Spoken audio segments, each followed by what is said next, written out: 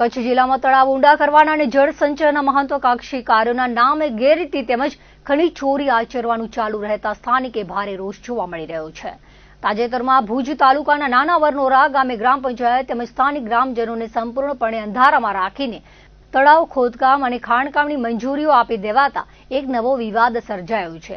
ગામના 2 તળાવોમાં પંચાયત કે ગ્રામજનોની જાણ બહાર જ તળાવ ઊંડા કરવાની કામગીરી પૂર્ણ થઈ ગઈ હોવાનું કાગળ પર દર્શાવી દેવામાં આવતા સરકારી તંત્રની કાર્યપ્રણાલી સામે ગંભીર સવાલો ઊભા થયા છે।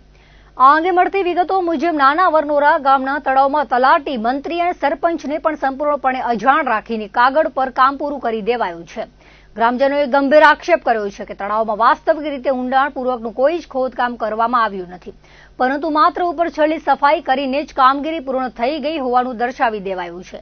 એટલું જ નહીં, તળાવમાંથી ખોદી કાઢવામાં આવેલી કિંમતી માટી અને ખનિજ તત્વોને સ્થાનિક તંત્ર કે પંચાયતની જાણ બહાર બારોબાર વેચી દેવામાં આવ્યા હોવાના પણ સનસનાટીભર્યા આરોપો મૂકવામાં આવ્યા છે।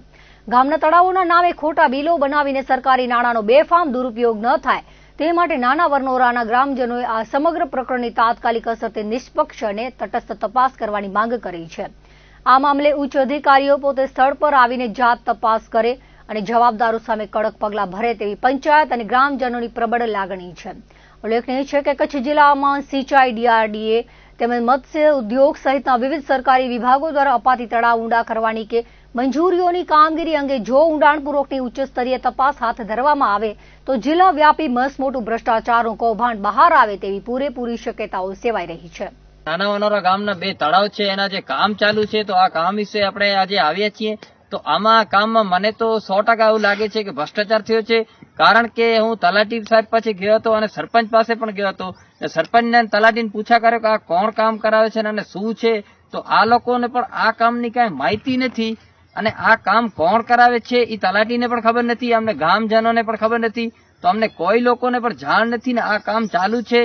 અને આમાં આપણે જોવા જઈએ તો જે કામ છે આમાં 100% આ લોકો ખાલી થોડાક જ સાફ સફાઈ કરી નાખી છે અને આમાં ખોટી રીતે એવું બતાડવામાં આવે છે કે કામ પૂરો થઈ ગયો છે, પણ આપણે હમણાં જોવા જઈએ તો કાંઈ પણ સાફ સફાઈ થઈ નથી અને જે મિટ્ટી છે આ લોકો અહીંયાથી ઉપાડીને વેચી નાખી છે। તો હું તલાટી સાહેબ અને ટીડીઓ સાહેબ અને બધા અધિકારીઓને પૂછવા માંગુ છું કે આની તપાસ કરવામાં આવે અને અમને ગામજનોને ખબર નથી તો પણ છતાં આ કામ ચાલુ છે, એની કોઈ પણ તપાસ કરતો નથી, તો આ શું શેના માટે થાય છે આ બધું?